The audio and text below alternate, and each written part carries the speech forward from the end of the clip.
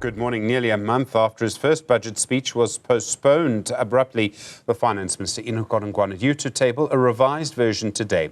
Members of the National Coalition first rejected the initial budget because it would have increased VAT by 2 percentage points. Speculation rife this morning that Godongwana might now introduce a reduced VAT hike of 0.5 percentage point to finance fiscal debt. But that may not be enough to appease all of the partners of the National Coalition. My colleague Iman Rappetti joins us now as we continue our coverage from Cape Town. Iman, good morning to you. Now, some developments this morning. We understand cabinet ministers have been meeting. What's happening there at the moment?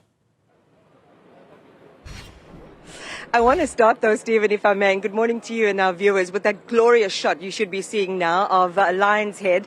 We are at the bottom, almost at the foot of Lion's Head, and I wanted to just show our viewers, before we get into the details, like where this is actually coming from and the precinct itself. And you see a lot of these final touches being put down, the trees are being installed, and Max will show you in a moment the entrance to this dome. 400 chairs inside, excluding those in the public gallery. I'll show you a picture of that in just a moment. But the final touch is certainly being put on, and it seems as if we're all systems go for the beginning of 2 o'clock start as scheduled. So I'm going to do a quick walkthrough. And you were talking about whether it's all systems go. Indeed, I ran into Musi Maimani, the BOSA head, and he was saying to me, it does certainly seem as if this is a done deal, but it's never done until it's done, as we've seen in the past. So walk with me, you'll see Lumka Maklakani sitting there. She's the lady that's going to be driving the order queue with all the information that the finance minister is going to be sharing with the nation a little bit later on. This is the podium where he'll be delivering that budget, and he'll be flanked, of course, by officers from secretaries from Parliament, and of course the Speaker as well. And you see Mr. Baloy there from the GCIS. So again, it seems as if it's all systems go for today. But let's talk about some of the details and the expectations in this budget with Ruben Johannes, who is from Deloitte. Ruben, good morning. My colleague Stephen's been asking me whether there's a flurry of activity outside Parliament, and I'm saying, people have been rushing into rooms to hear things, and hopefully we're all on track today. What is your sense about whether there will be a green light or not? Yeah, Iman, so good morning and thank you for having me. I guess we live in hope that we will see a budget presented this morning. I think it's important, obviously, for South Africa that we do get a budget presented now this morning.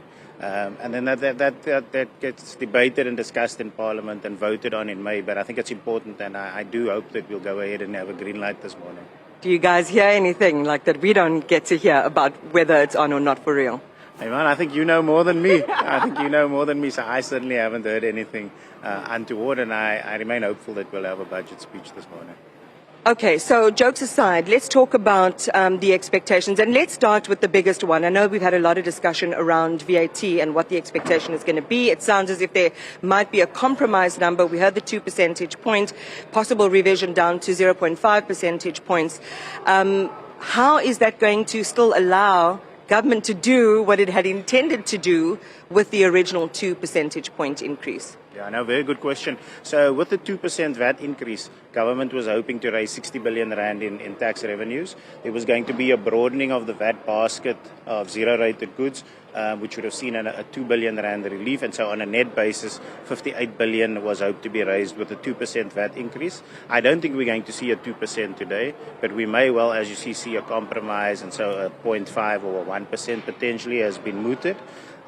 If that does happen, there will have to also be some cutting back on expenditure, obviously, for the books to balance. If that doesn't happen, then you're potentially looking at our debt to GDP ratio increasing even further, which you don't obviously want to see happening.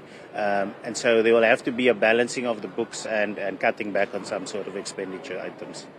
I mean, Ruben, if you think about the fact that South Africa is the largest economy on the African continent. I think our GDP is around 480 billion, thereabouts. You can correct me, you're the finance guy with the numbers. We have that, yet we have this high debt, just in excess of 5 trillion rand, which comes with a huge price tag to service. I think it's a second line item in our budget at around 20% or so. So we have all of these sort of, weird things. We're on top, but we're not. We're also the most unequal society society in the world. So there's so much internally in South Africa that we have to balance.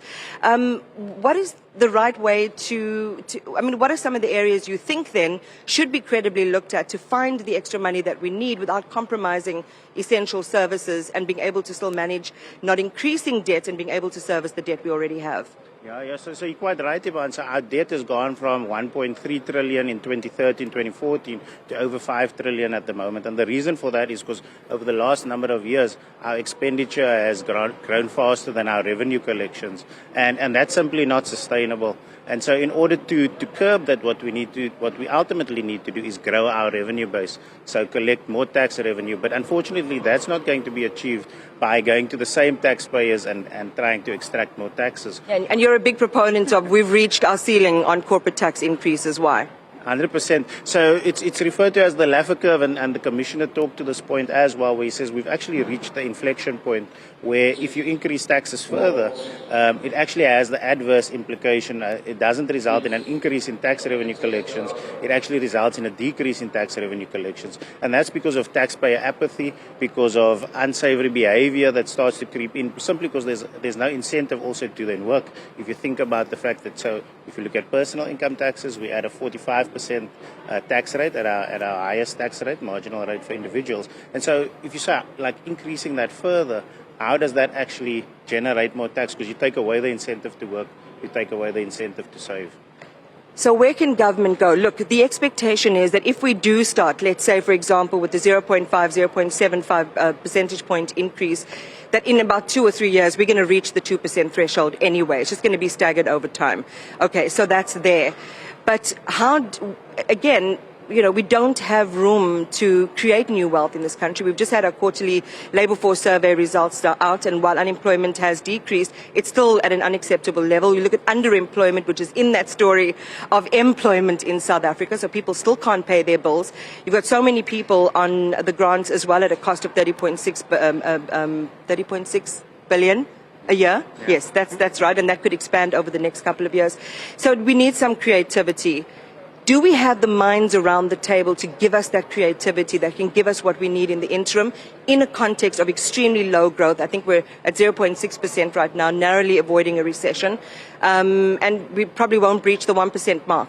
Yeah, I think you've got to look at why we haven't achieved that economic growth over the last while. And a big part of that for me is if you look at our expenditure on infrastructure, in 2013, 2014, you had infrastructure spend that was about 11% of our budget. Over the last couple of years, that's reduced to 7% of our spend. And so we need to be spending more on infrastructure. We need our ports and our rails to work so that our mining companies can export their minerals. We need a secure electricity supply so that businesses can operate. And if you've got all of those factors, that's how you increase growth, and that is how you broaden the tax base and bring in more taxpayers. Another lever that can potentially looked at is our informal economy, and saying how do we tax that informal economy? The taxi industry, for instance, is an untaxed industry, and so you've got to look at, I think, those creative options for broadening your tax base to collect more revenue. Ruben, you look very nice, and I will see you a little bit later on. Thank you so much for chatting to us today.